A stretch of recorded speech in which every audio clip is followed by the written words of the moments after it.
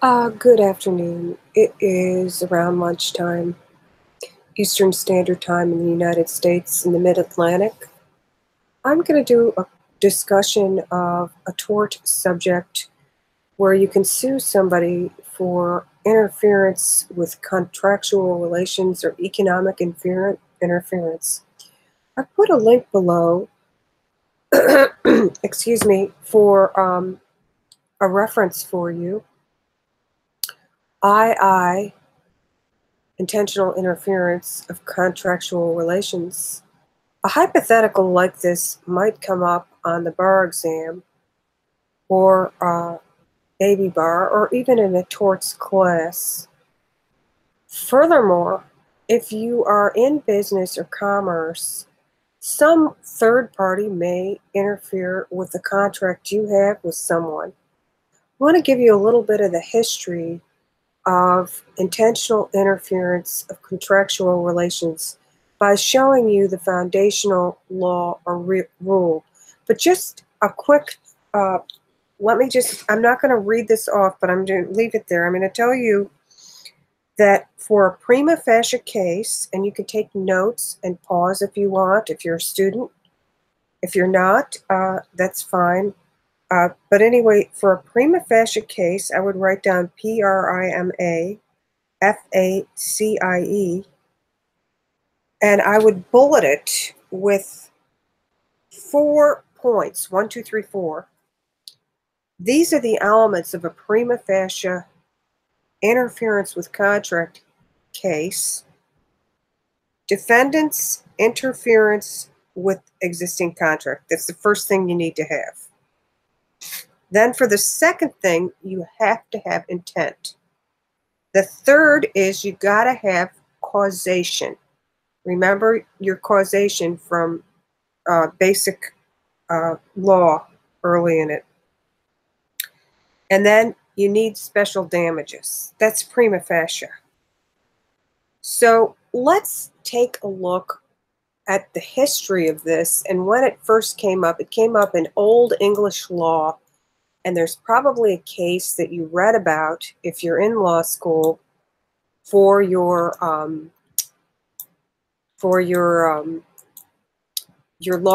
You know, most all instructors universally will have you read this case and brief it. Not all, but and it is an Old English case, so I'm going to quickly put that up. I can find the place where we're screenshotting. Okay, this is it. Let me put this out. The case is Lumley versus Guy. If you're not a law student, you probably don't remember it. But this is an Old English case, and it's one of the first torts for interference with contract, and the court was the Queen's Bench in England.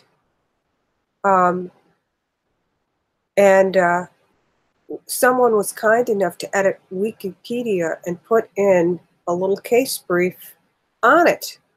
They've got the facts, the judgment, and the notes. So it's basically a master-servant type deal, and someone was trying to get the help to, anyway, so I guess we can quickly read it. It's a foundational English tort law case heard in 1853 in the field of economic tort. It held that one may claim damages from a third person who interferes in the performance of a contract of another, arising out of the same facts, is also Lumley versus Wagner, where Mr. Lumley successfully secured an injunction from Ms. Wagner against performing for Mr. Guy. Okay, so this is the case law behind it, and there was a judgment. So the facts were a singer, Johanna Wagner, was engaged by Benjamin Lumley to sing exclusively at Her Majesty Theatre. For 3 months, Frederick Guy, who ran a Covent Garden theater, induced her to break her contract with Mr. Lumley by promising to pay her more. Although an injunction was issued to prevent her singing at Covent Garden, Guy persuaded her to disregard it. Lumley therefore sued Guy for damages. Now it explains, in law, damages are an award typically of money to be paid to a person as compensation for loss or injury. They do vary based on the type of claim which is presented and the jurisdiction. And this is damages in respect of the lost income. So he was able to show, I had to pay back these people for their tickets or whatever. I'm not really sure. It's kind of rusty in my mind. It's been a while since I read it. But you can look at this if you want to have a little more detail. But American law is based primarily on English law. Not all of it, but a lot of it. I've mentioned this earlier in other times. So with economic tort interference with contractual relations, maybe you're just a lay person and you had some kind of problem come up with a contract you had for business or something like that with someone. Like, let's say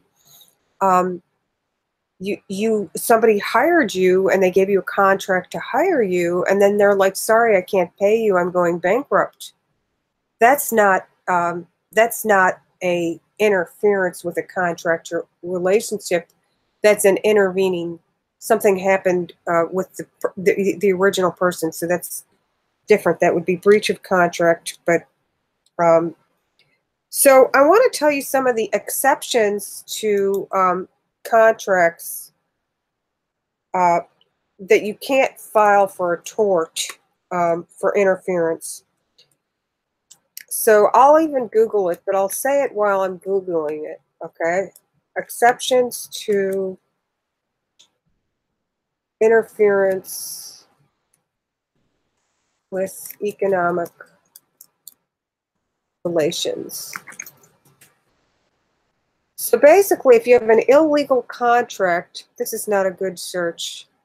Let's see if I can find intentional interference with economic relations.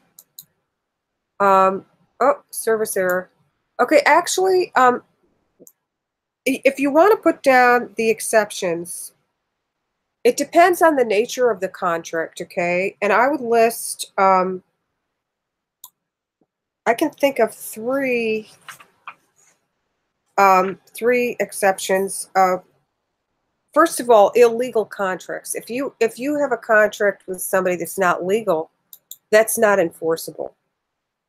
In other words, if somebody interferes with an illegal contract, you have let's say you have a contract with someone to kill somebody, and then and you have a hitman, and then another hitman comes in and says, "Hey, I'll do it cheaper.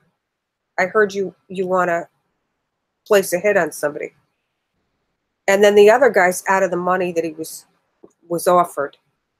No, that's an illegal contract. You absolutely cannot sue for tort and damages for lost wages. Okay, so the contract has to be legal. Then there's another thing called unforeseeable contracts. Now, if the original contract need not have been enforceable in the first place, the gist of the tort is the interference with an existing relationship, not the contract. So let's take a look. Let's see interference, see if I can find something that could kind of be a good reference. So there's different, it depends on the jurisdiction you're with, and there's other types of tortious interference, not just business contracts. But suppose you have a competitor to your business, like in the Old English case, Lumley versus Guy, we discussed, and you know, somebody's taking away someone where you have an existing contract with them to perform or to do something like, let's say you hired somebody to build a deck on your house, and then someone came in and said, I can build you a deck cheaper. Go cancel that contract. I'll do it for 2,000. They said they'll do it for 8. You're going to do it with the one for 2,000. Now this has to be an existing contract. It can't be a proposal. You've got to distinguish between that. Do you have a case? So again, unenforceable contracts and illegal contracts will not count. And also contracts that are terminating at will. So you got to read the fine print. This looks like a really good thing for small businesses. If you have a small business and you have a contract interference case, of course, I always recommend you consult an attorney and get advice for them. Now, I'm going to go ahead and I'm going to put the link in here below in case, you know, you want to reference it. Let's see, is this showing up actually? Okay, I might be, I have multiple windows open. I need to get a little bit more savvy about how to do this, but with time I'll learn how to do it better. Okay, so I've put another link below, and let me see. I'll view this on the watch page. Okay, yes, okay, I do have the page here. Now I want to put another page up for you to reference. Now this is a Minnesota lawyer. I am in no way compensated by them. I don't even know them. But I did Google this earlier before I discussed it, just in preparation to make sure my mind was fresh, you know, to freshen it up on this. Took torts class a long time ago, and I've taken it as a at the master's and the doctorate level. So they have this really good explanation here on their website as attorneys. Evidently, they do estate planning, business law, and updates and context, but they explain third-party contract interference, tortious interference laws in Minnesota. Now, remember, this is the jurisdiction of Minnesota. If you're not in Minnesota, some of it might not apply. But there are a lot of general laws, and there's a thing called restatement of torts and restatement of contracts, which are second. You know, it's a combination of case law and it's a combination of common law and then written law. But this is a civil case.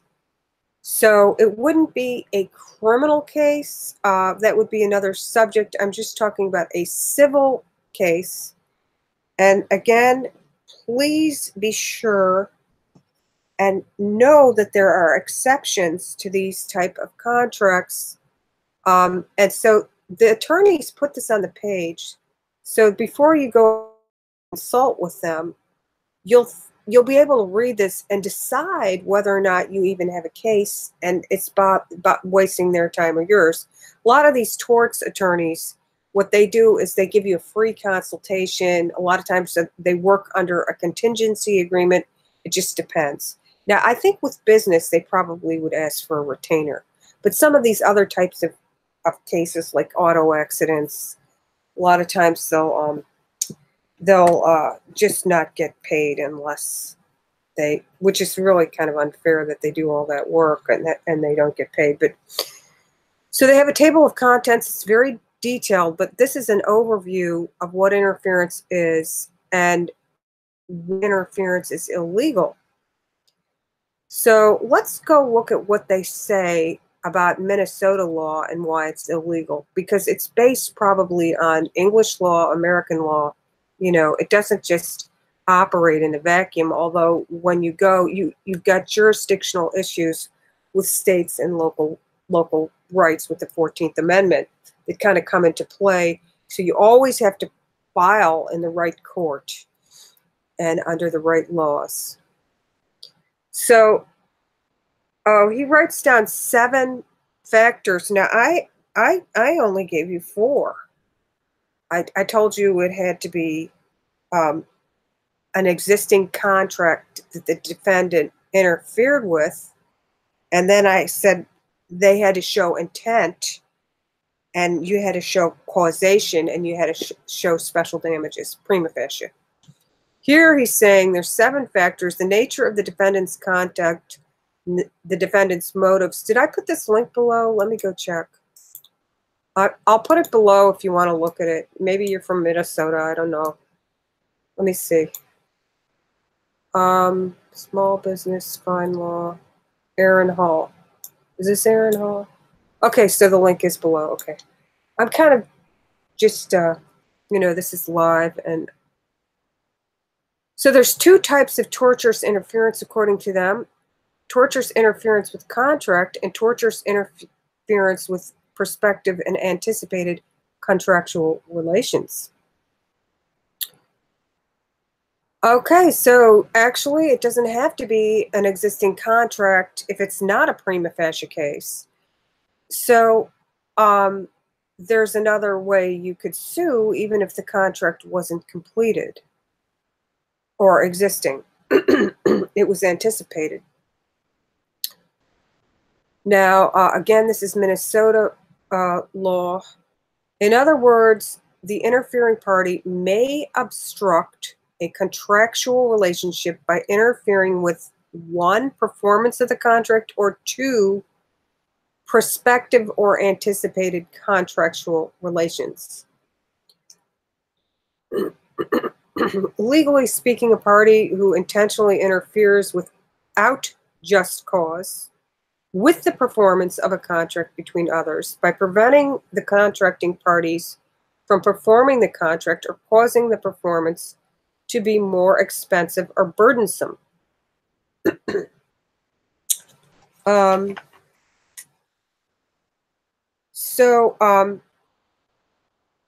Let's look at a breach. Now, a breach is not going to be required with this because it can be a third party. It doesn't, let me see. Maybe I can find something that will show an example. They have to have like an active role in interference. Defendants. Did I spell something wrong there? Interference. Let's see if I can find something here. With contractual.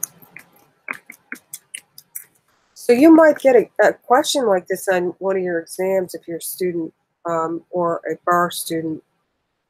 It's good to, at least have some understanding of this to be an attorney, even if you're not going to specialize in torts.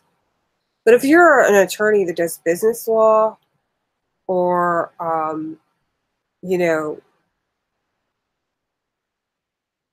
would say business law, IP law, well, yeah, someone could interfere with someone's business by taking one of their trademarks or something and making money off of it and steering people away from them, and it might be, complicated. So yeah, I would say IP law in my opinion, and there are other types of tortious interference that go in family law, but that's another subject. I'm talking about business contracts or even just like, a personal contracting with, I'm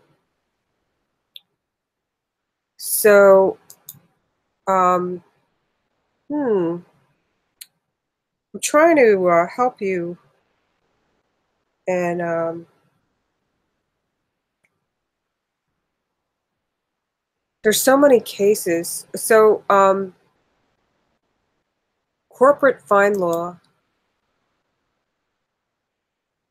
Here's another one. In recent years, commercial litigation in Georgia. Okay, that's another state. The Georgia Code. This is the Georgia Code. They have four like I do for the prima facie case. Let's see. Acted improperly without privilege. No, that's different. Okay. Acted purposefully and maliciously with intent to injure. Now, I want to tell you something about maliciously in the law. At least it's this way with criminal law. The term maliciously for a layperson is going to be different for an attorney. You can use a lot of times in the legal community, maliciously has been watered down and applied to other things like being negligent or reckless sometimes. So when you hear that word, don't let it hit an emotional because sometimes the nuances in the meaning among attorneys or in the legal field are not going to mean the same thing to as soon as I hear maliciously, I think let me just kind of go off, because when you're looking at these words and you're studying law,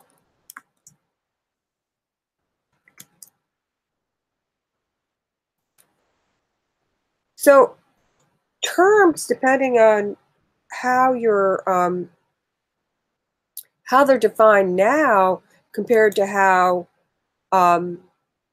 it's got to do with intent. When you're understanding intent, this is an intentional tort. It's also intent with criminal law, but so malicious means substantially certain to cause injury, being deliberately harmful or spiteful without just cause or excuse.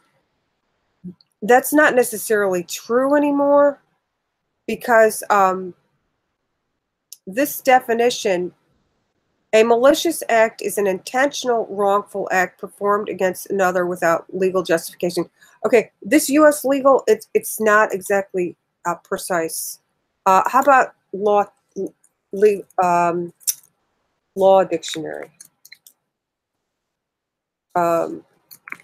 Okay, let's look at Black's. Okay, the Black's is a little bit. Is Black's law dictionary here? Pre-law dictionary. Involving malice, characterized by wicked, mischievous motives or intention. Okay, so this is the traditional meaning, but it really, honestly, it's been watered down. That's not a good, this is not a legal dictionary, but it says legal dictionary. That's not legal. That's not how Black's law dictionary. Okay, this is a better. See, you got to be careful what source you go to, and it's very difficult. So, evincing malice, done with malice and an evil design, willful. Now, I'm afraid this is not a very good description either. I will tell you that, do you know how, let's see what this legal dictionary says. Because I really, it's either conscious or reckless, not necessarily.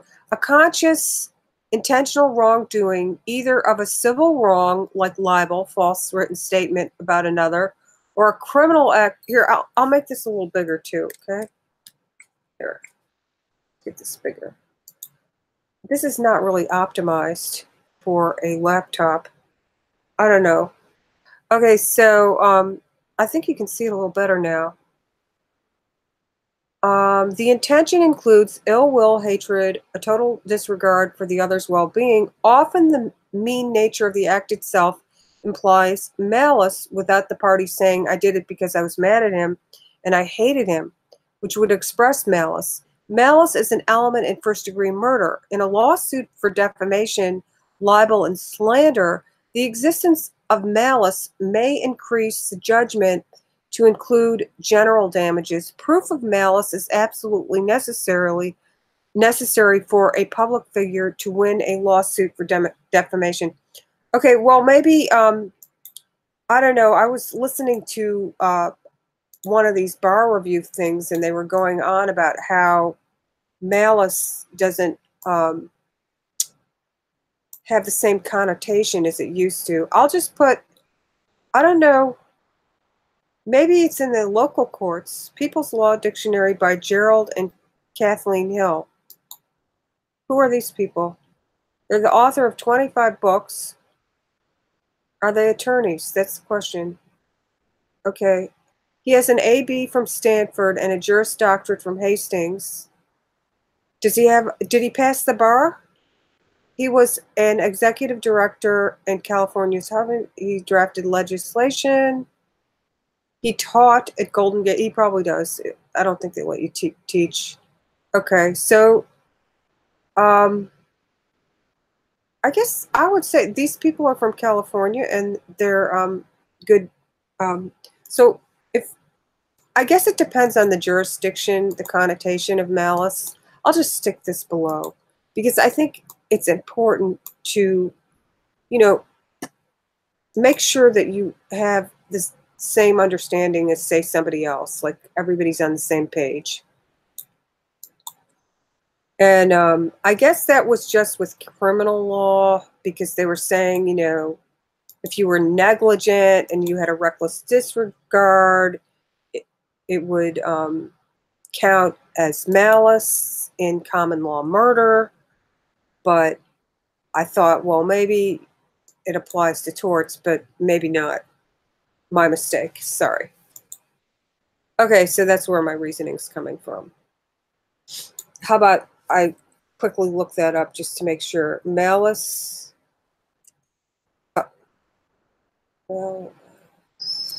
In common law murder. I believe that's where I heard it.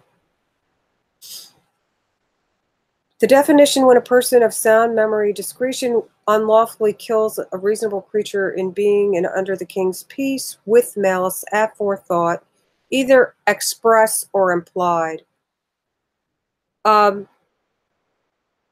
So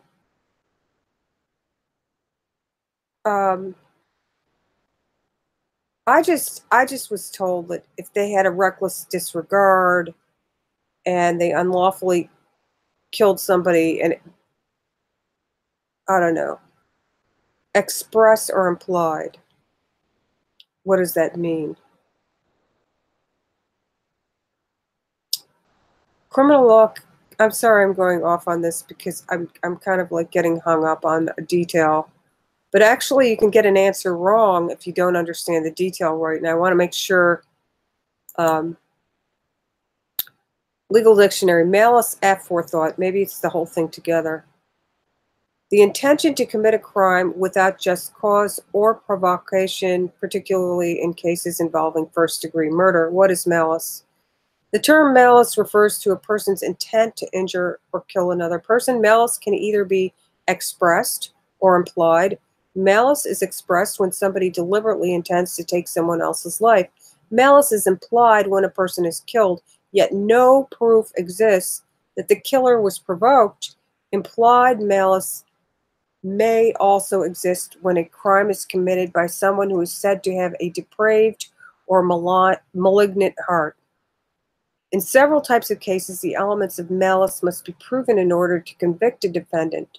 For instance, malice is often an element in the crimes involving arson, because arson is a deliberate crime and the perpetrator intends to start a fire. Malice becomes an important element to prove if the fire causes the death or injury of someone else. In civil cases, significant damages can be awarded if the element of malice is successfully shown.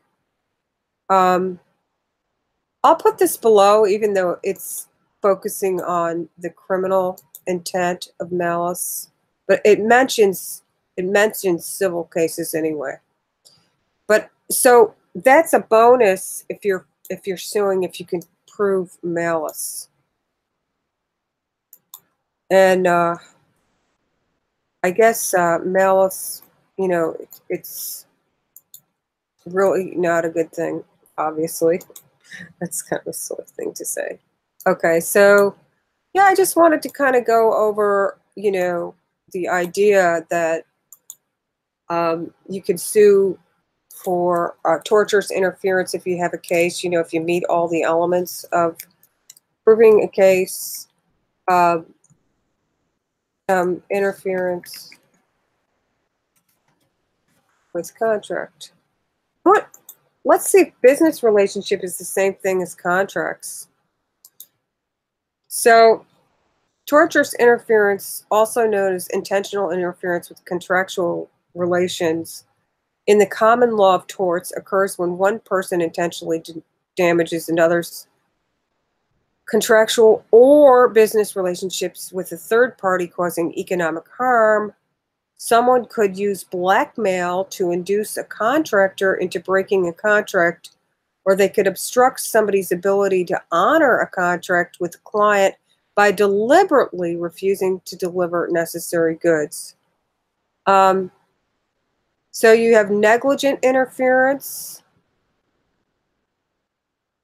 And let's see, is this UK or United States? See, there's a little bit of, Rylands versus Fletcher. This is a classic case. Everybody reads about Rylands versus Fletcher in tort law. You know, this is a classic case. But I wonder if it was a tortious interference, but not a nuisance. Let's see. I forget.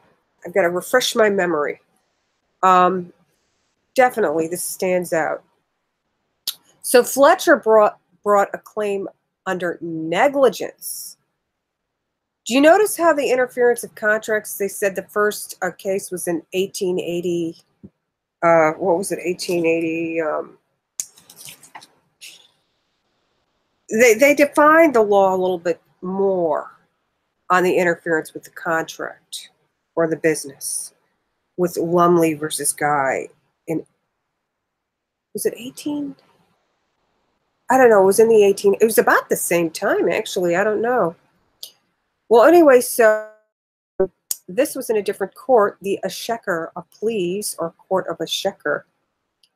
This was an equity court, and it was a natural common law in England and Wales, part of the Cura Regis, or King's Council, Exchequer of Pleas.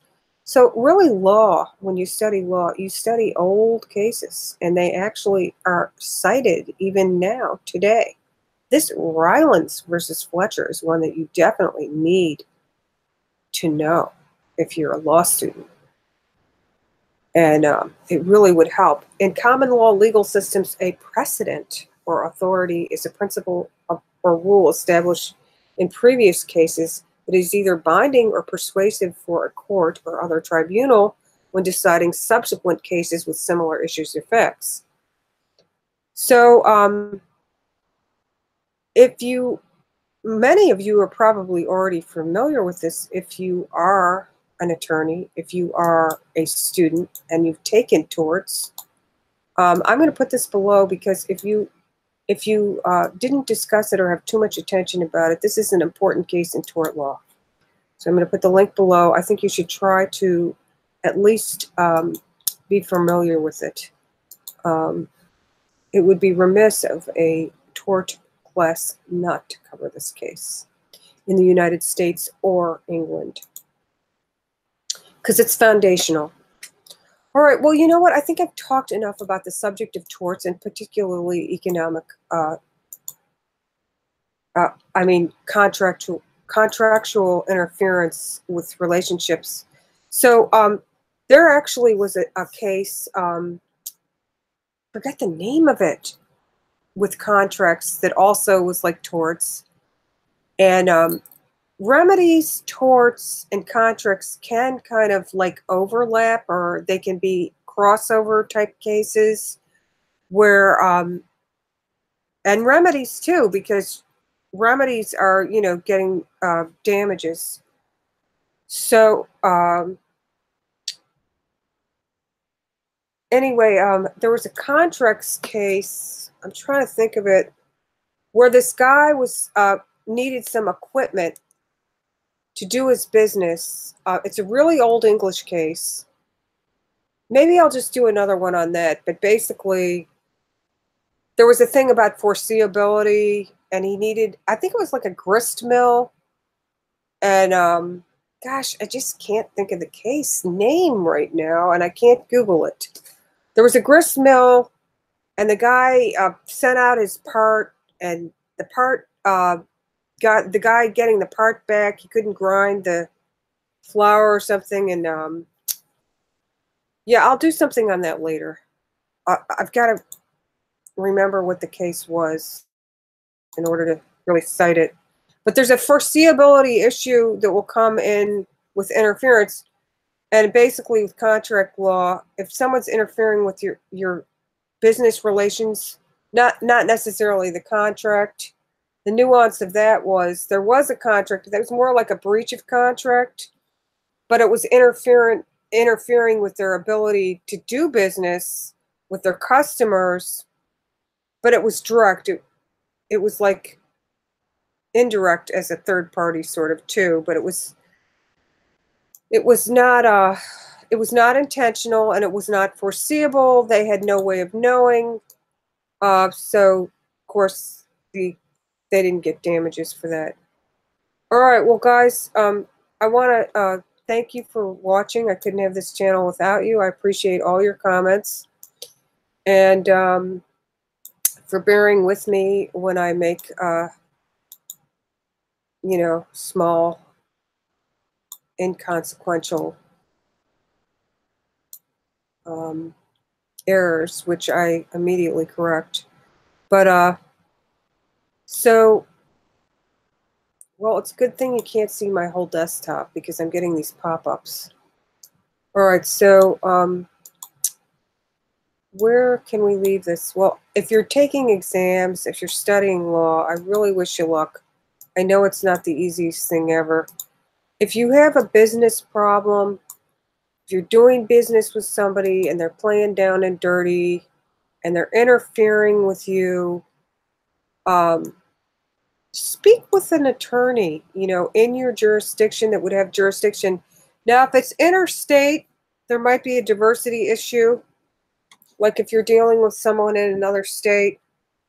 But just contact your local attorney and see if you have a case, or if they would take your case, and if they could help you if you've been damaged by someone else's interference. I guess, it falls under several categories: business torts, contract. Oh, this is Jeff Fondren. He's a good one.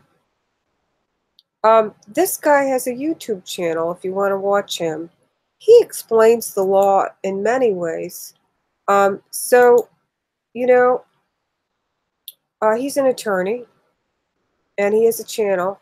I think I have some of his videos in my playlist. I think I put him under contract law or First Amendment or something, how he explains the First Amendment really good.